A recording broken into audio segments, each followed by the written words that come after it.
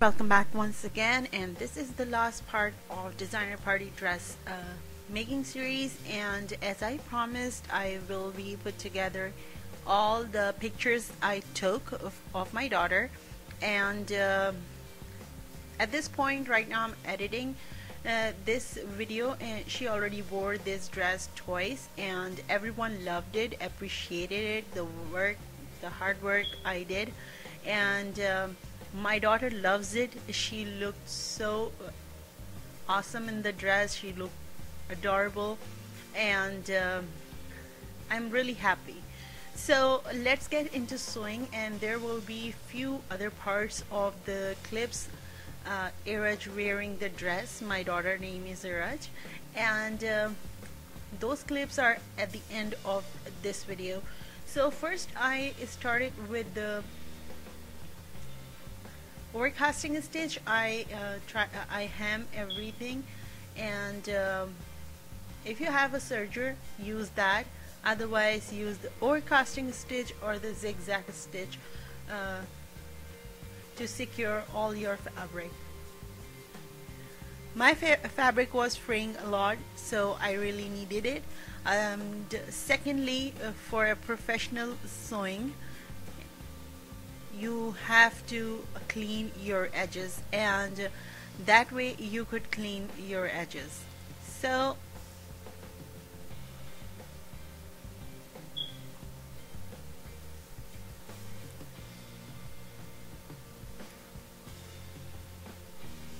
as you can see, all the edges are really nicely and smoothly done, and I don't have to worry about adjusting my fabric a lot, because I can see the sides already. And after that, I'll be placing my net fabric on top of the Banarsi fabric, and then I'll sew it together. And make sure when you are sewing double fabric, like if you have a lining underneath and you're putting another fabric on top of it, then always make a temporary middle line, sew the middle line, and then you can open it at the end of sewing. That way your fabric will be secure, everything will be on place, and it would be easy for you to sew everything together. Otherwise, use a lot of pins. That's another option. But to save your time, I would suggest you to place a middle temporary stitch.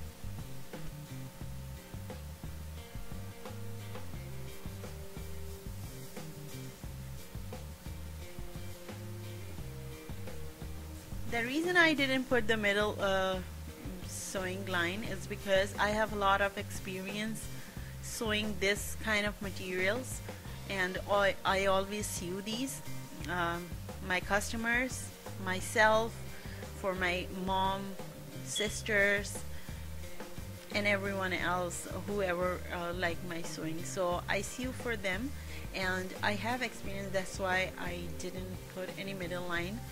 But I would suggest you, for the experienced people as well, if they are watching my video, I think we all should place the middle sewing line, because it save a lot of time.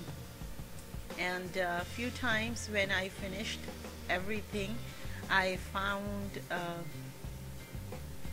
the garment isn't stable, so I had to open it and then re-sew it. So that's why I am saying that.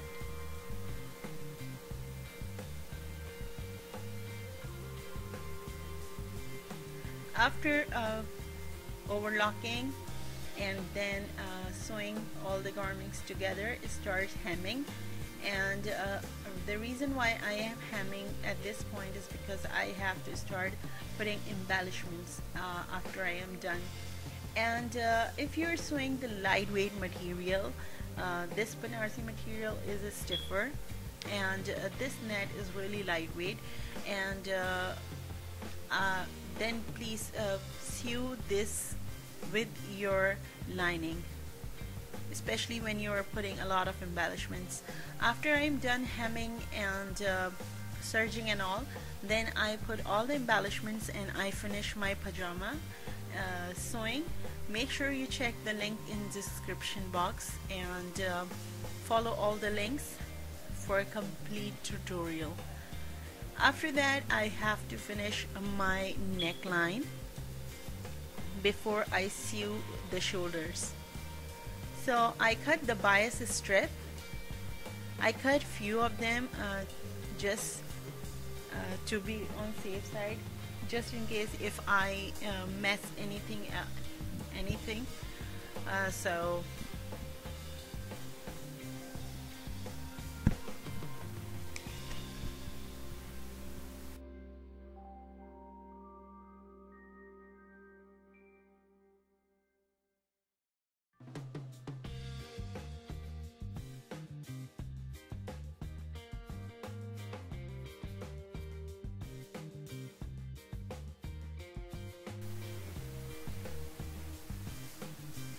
next, cut your neckline and then start sewing the bias strip on top of it. The reason why I use the bias strip is because the neck is already really heavy. So if I use the interfacing neckline for the finishing, then it would be too much to handle.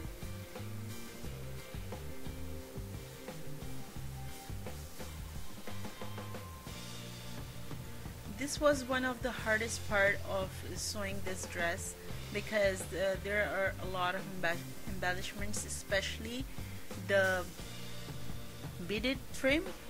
I had to work really hard for that.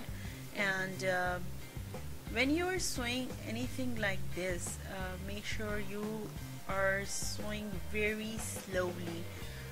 Follow all the curves, and if you're not sure, use do the hand sewing or use a lot of pins just to save your garment.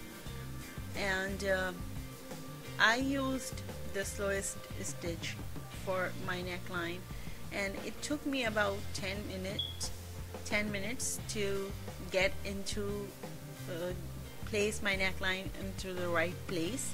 So I was working really hard. I tried tweezer, I never tried hand sewing. I think if I used the hand sewing, that would save a lot of time. So after that, I cut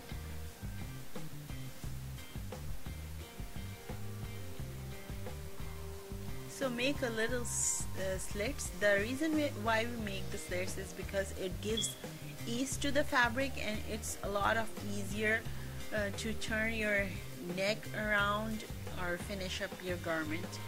And then place a top stitch. Top stitch is really important for a clean edge of your neckline.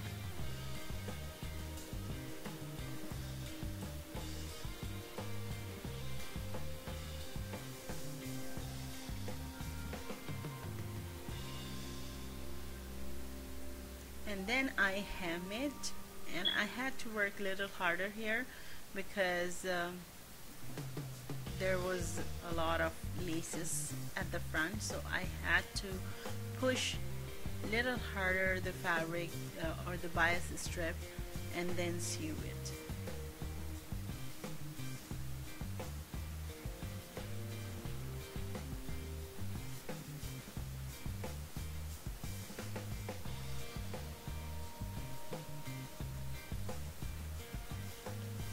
Next, I'll be joining the shoulder. If you remember or you checked my trims and laces part of this video, I showed you how I left about ½ an inch from the top to sew the shoulders.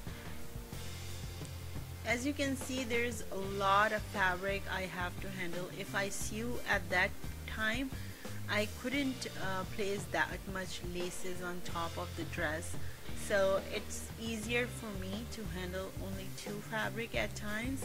And now I finish my shoulder line.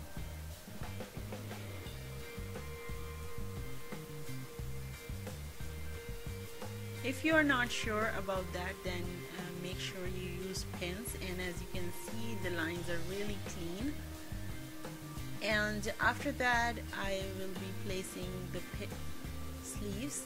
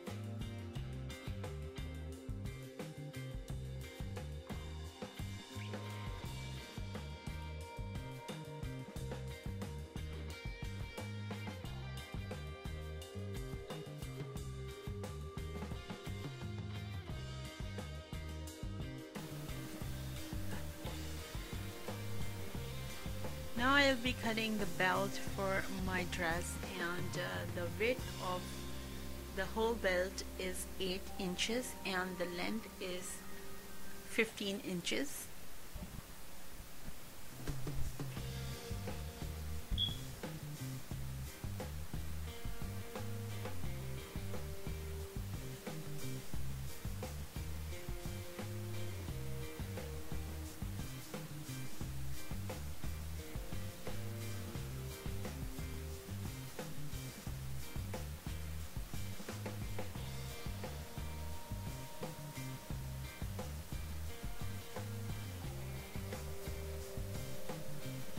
If you think this length and width is not working for you, then you can change the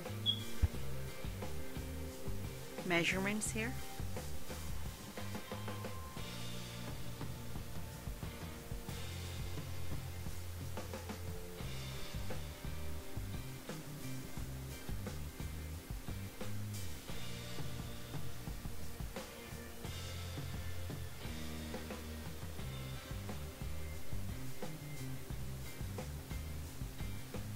Separate the two pieces, and then I'll show you how I'm going to sew it and place it with my dress.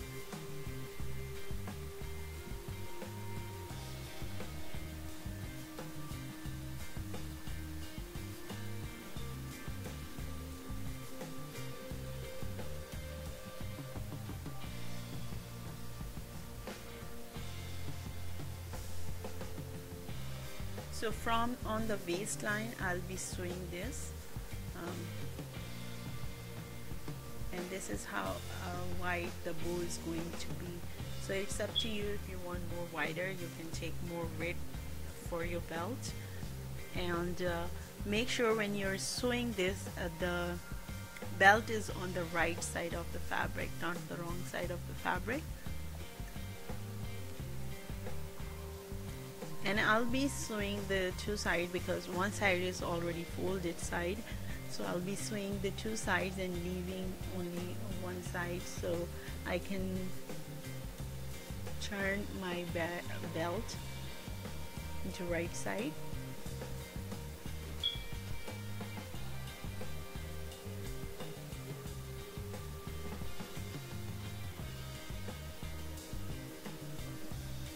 I cut the edge for clean corners.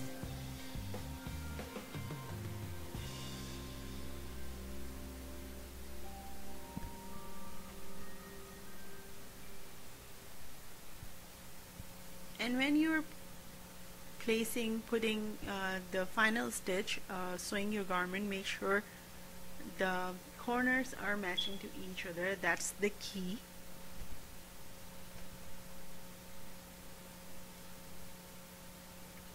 And this is how I sew the belt, and that's the final part. And that's about it for this video. Hopefully this video is going to be helpful for a lot of you. And this is how I will be finishing up at the back, and I'll be starting from the left I make for the zipper. If you have any questions, any suggestions, or you think I missed anything, please do comment or share your ideas on my Facebook page. All the links are in description box, and if you make anything like that or similar to this, or anything, any other idea you want to share, make sure you hashtag StyloBlender, and I would be really happy to see if anyone.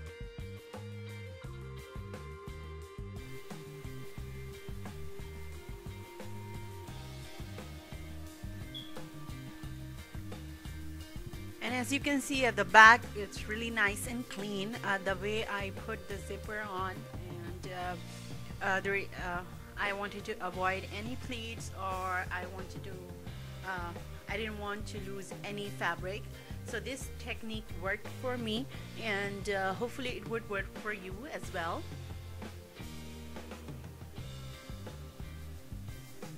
And that's about it for this video. Hopefully you enjoyed this as much as I enjoyed sewing it, and I'll talk to you guys in my next video. Till then, take care and bye.